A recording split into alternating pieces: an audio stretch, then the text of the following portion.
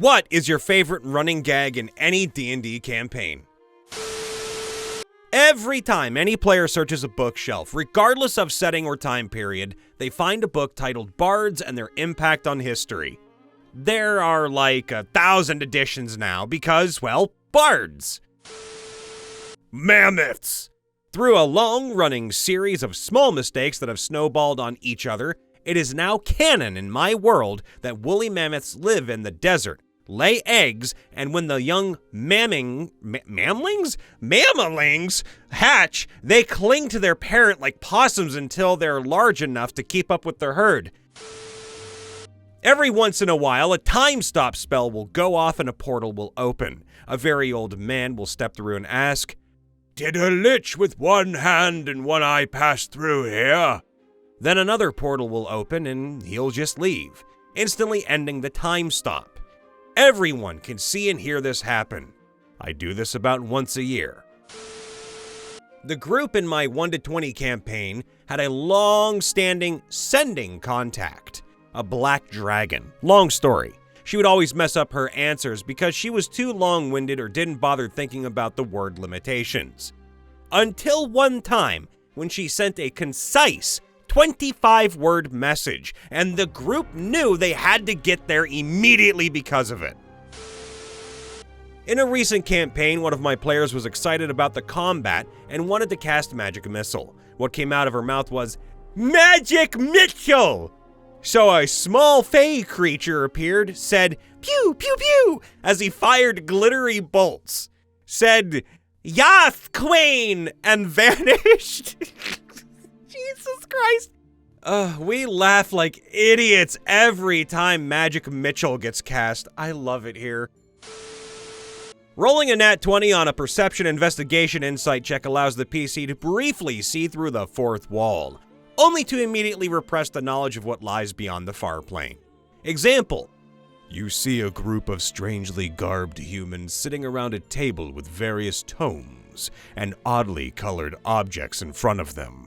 One of the people is behind a strange wooden screen. Another is describing what you are seeing. The one behind the screen is glaring at the one describing what you are seeing. Currently, it's the drawings that goblins who ran away make of the party to prove they weren't cowardly. So when they get attacked by raiding parties or attack goblin camps, they keep finding dartboards and wanted posters with terrible drawings of themselves on them. Our new toons always meet each other in a village of the same name, no matter the setting. It's just how we start. This is the town of Threshold. It always has the same pub, the Green Dragon, and the proprietors are named Sam and Ella. Small folk honey.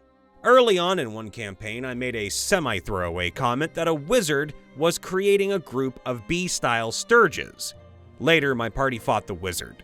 One of the characters, a gnome, had her blood taken by one of his sturges before the end of the fight. Many sessions later, they were at a party and were served honey tarts made with small folk honey. They realized that the wizard they had fought was a simulacrum, that there were other versions of him, and that the honey was from the sturges, with the blood taken by the sturges giving the honey its unique flavor.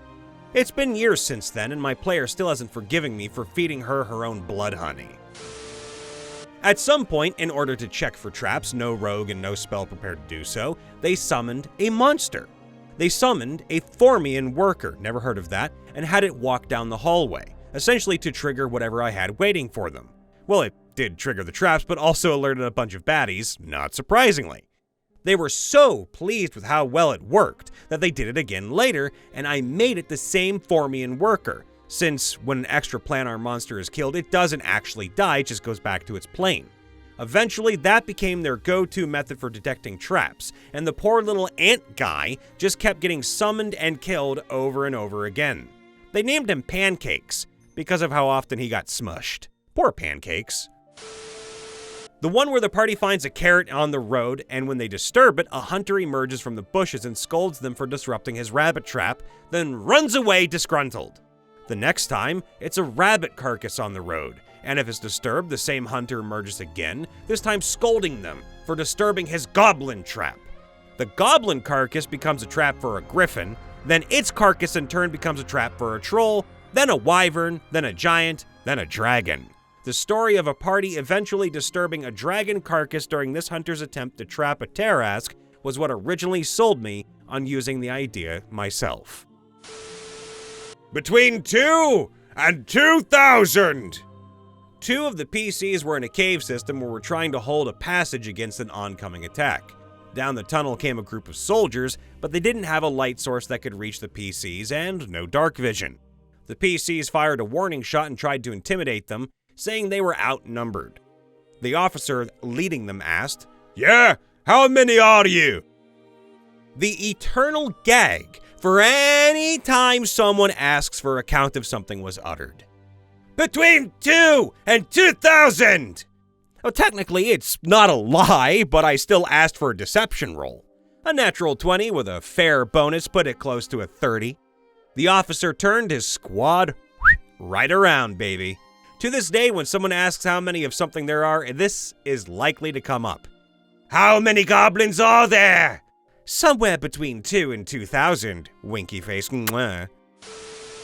In a campaign where my brother was DM, he railed against my use of the Find Trap spell, complaining about how much he hated and found it stupid that a spell could tell you if there was something like a bowling ball tied to a rope hanging above a door. Naturally, I thought this was a ridiculous and oddly specific example, so now in every campaign where he is in, where I'm the DM, a disproportionate number of traps are indeed bowling balls attached to ropes.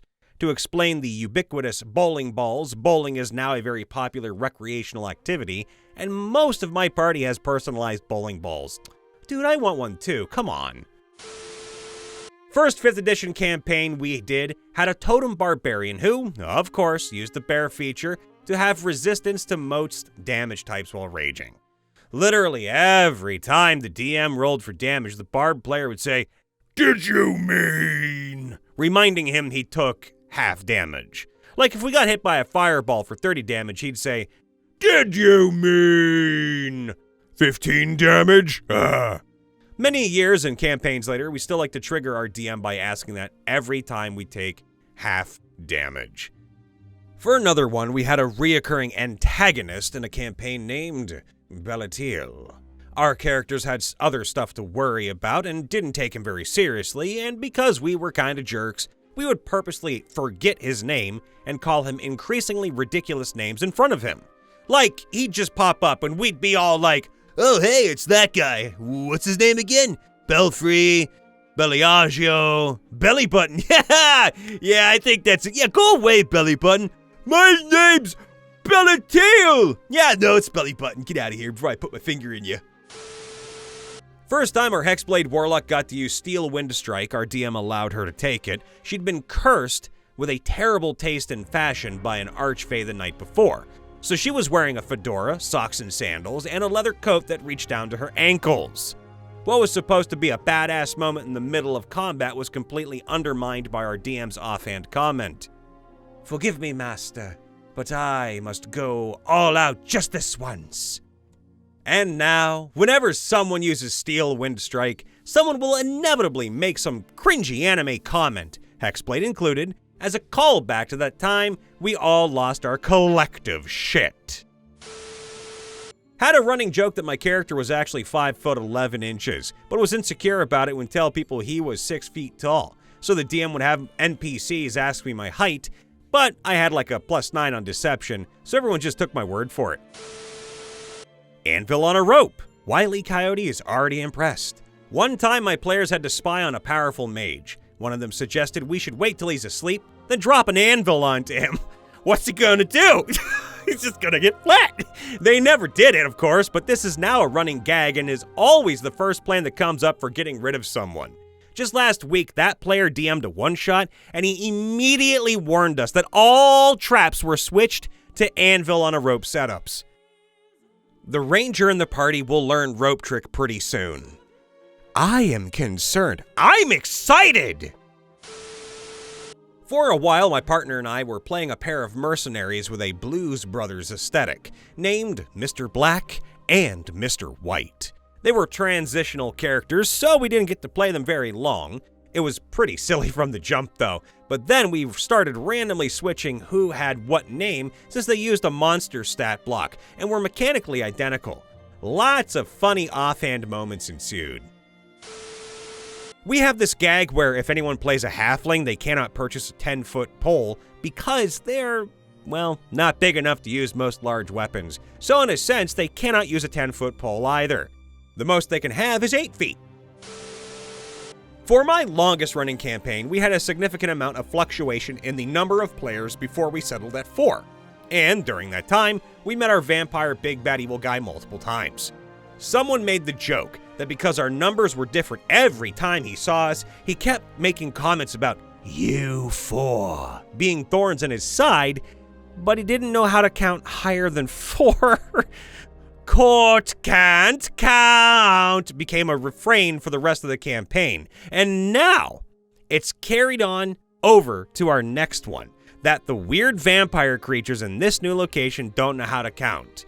It's in other campaigns too, and it was going to be in our Strahd game before it collapsed. Funniest part is Court himself was the kingdom's treasurer before he staged a coup. I'm currently running Fandelver, high five, and even after defeating Glassstaff and taking down the Red Brand, one of my PCs, after having misheard Red Brand as Red Brad one time, just one time, remains completely convinced that there was never a Red Brand organization, and that everything was done by one individual named Red Brad. Damn you, Brad. Curse of Strahd campaign.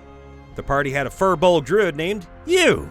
Whenever the party or DM would say, "You," someone else would respond with, "No, he's over there." You would also wild shape into a horse to pull the party cart for longer runs, giving the dedicated pack horse a break or teaming up to pull the cart if needed. So we named the pack horse Me. Hey everybody, Brian Von VA checking in after the vid. Make sure to leave a like, subscribe, ring that bell, and let us know what your favorite running gag in any D&D or Pathfinder campaign is. And of course, if you want to help us keep some fun lovin' in the oven, make sure to join our membership program. You don't have to, but you do get early access to videos and maybe some other goodies too. We do love you all. Please be safe, happy, and healthy, and enjoy the show in the future. Toodaloo.